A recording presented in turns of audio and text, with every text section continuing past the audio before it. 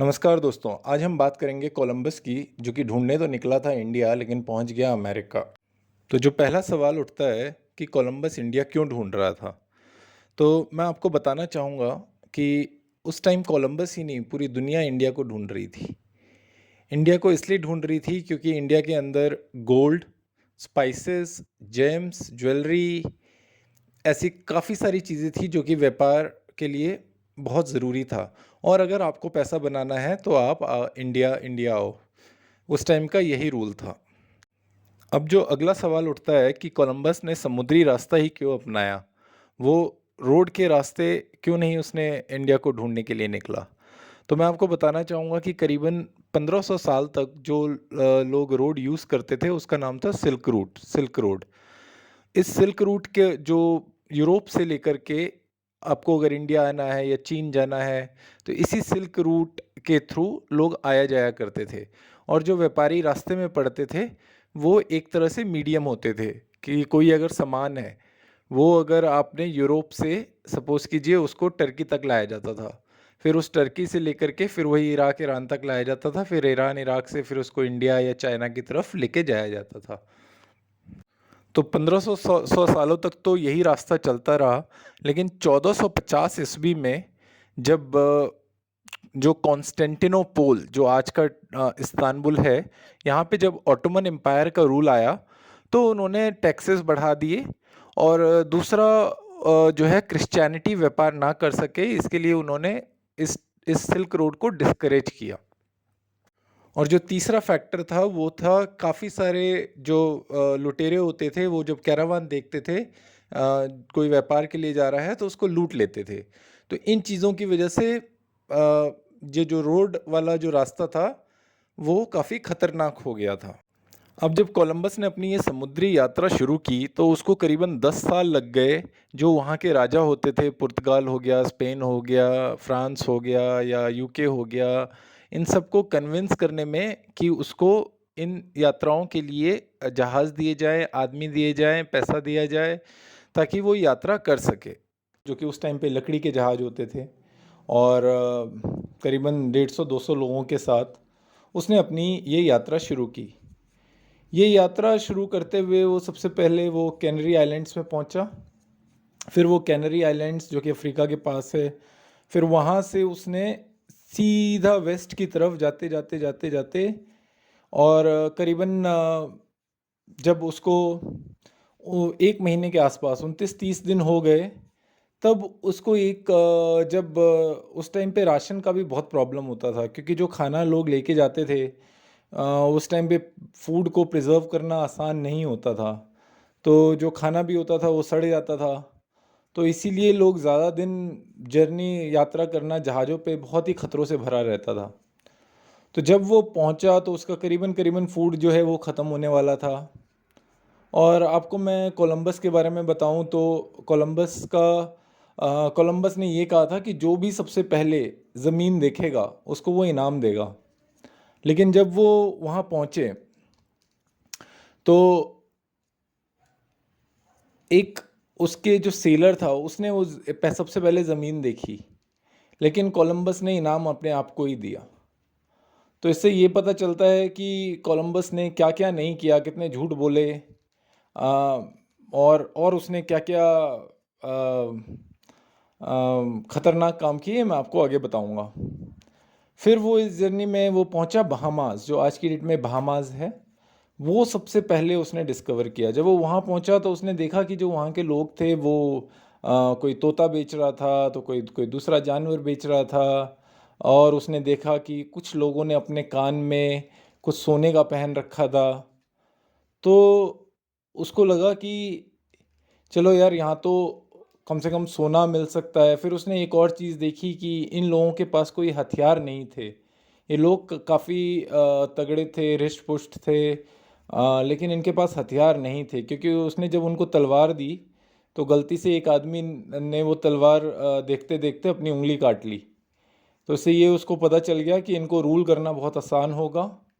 और जो एक हमेशा से ही जो इनका मेन एम रहता था कि भाई कहीं पे भी जाओ तो क्रिश्चियनिटी फैलाओ।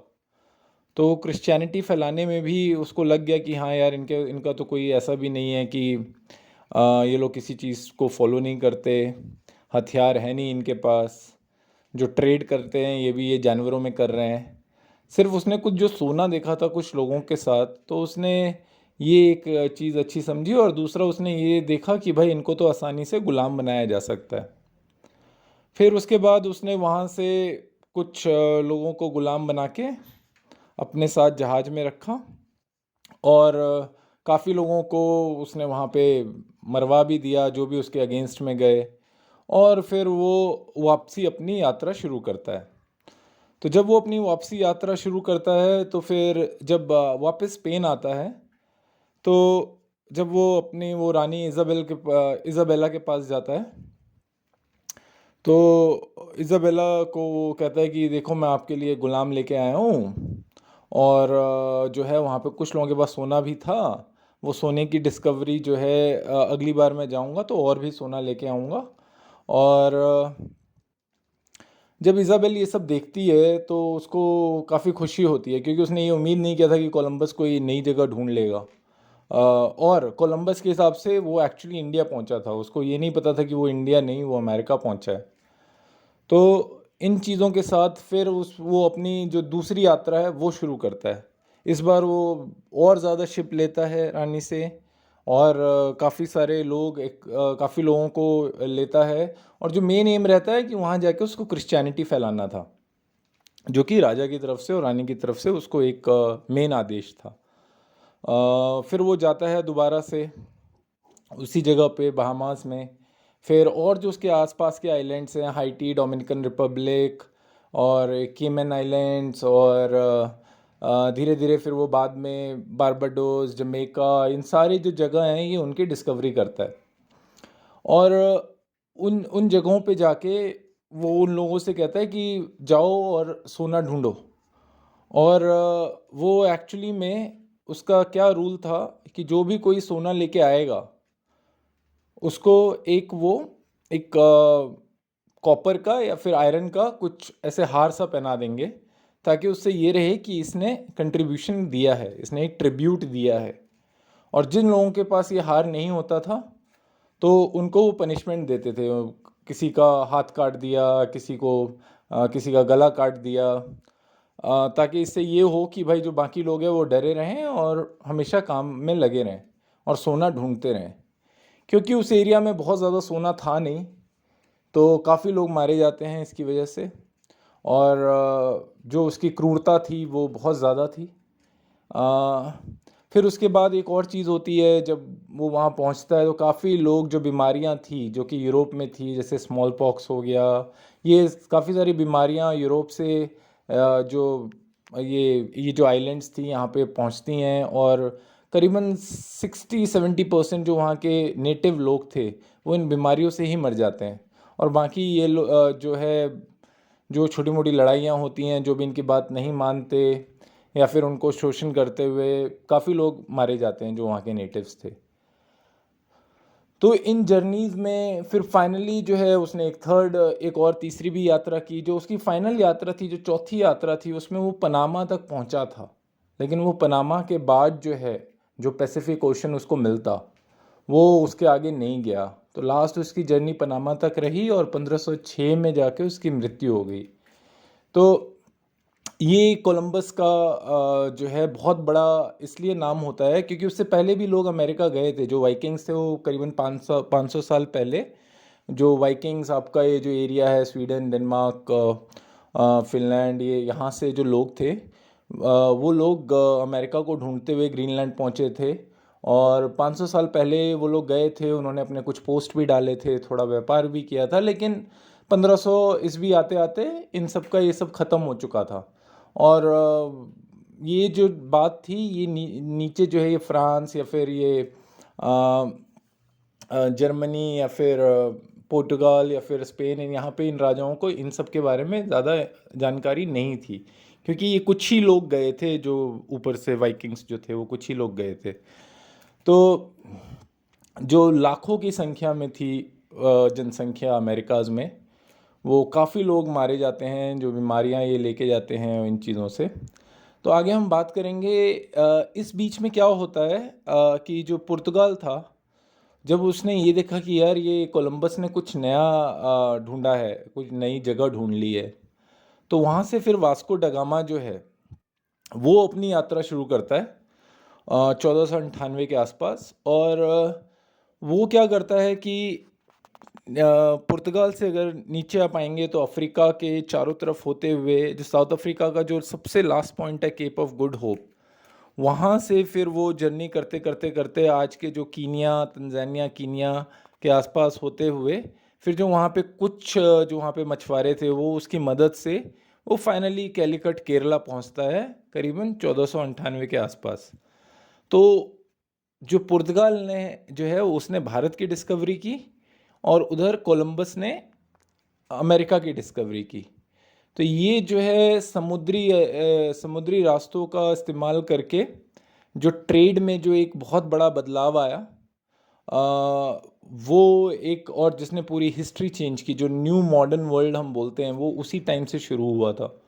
और उस बीच में जो है जो फ्रांस था या फिर जर्मनी या फिर यूके, ये लोग जो नेवल पावर थी, जो शिप बिल्डिंग थी, जो टेक्नोलॉजी शिपिंग में आई थी, वो उतना एडवांस नहीं था। जो सबसे ज़्यादा एडवांस था उस टाइम पे वो पुर्तगाल का था और स्पेन का था। तो उन्होंने ही ये डिस्कवरियाँ शुरू की। फिर धीरे धीरे आगे जाके जो सबसे जो मेन ट्रेड स्टार्ट हुआ, जो 1500-1600 में जो ट्रेड स्टार्ट हुआ था, वो हुआ था गुलामों का ट्रेड।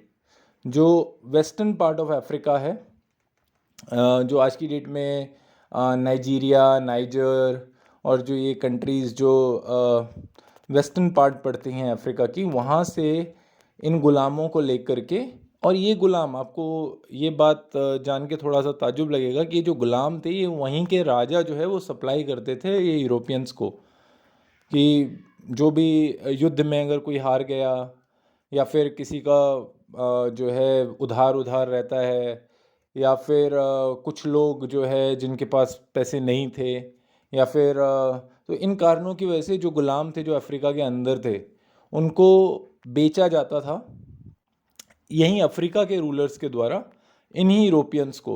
इन यूरोपियंस ने अपने कुछ फोर्ट बना लिए थे उन जो जो बीच के किनारे में, समुद्र के किनारे में, उन फोर्ट में ही इनका जो है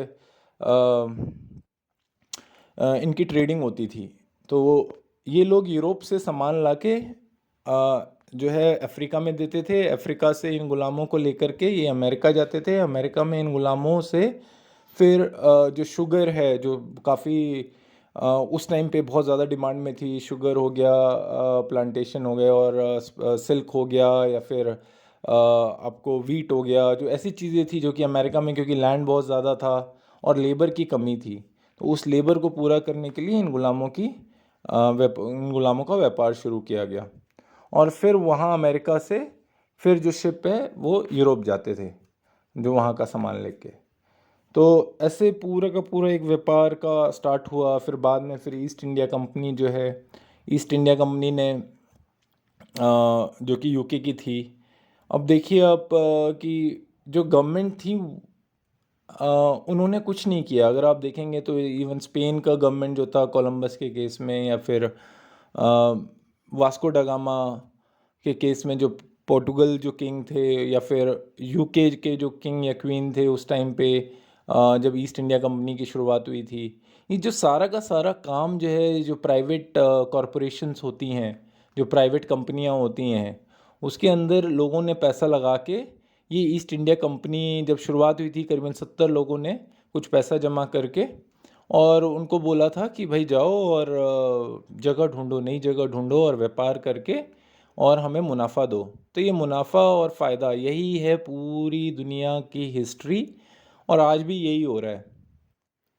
तो उसके लिए ईस्ट इंडिया कंपनी इंडिया में आई 1600 में, और यहाँ पे आके धीरे धीरे उसने 1757 जब बैटल ऑफ प्लासी हुआ था उसके बाद जो है उसने अपना रूल स्टैब्लिश किया।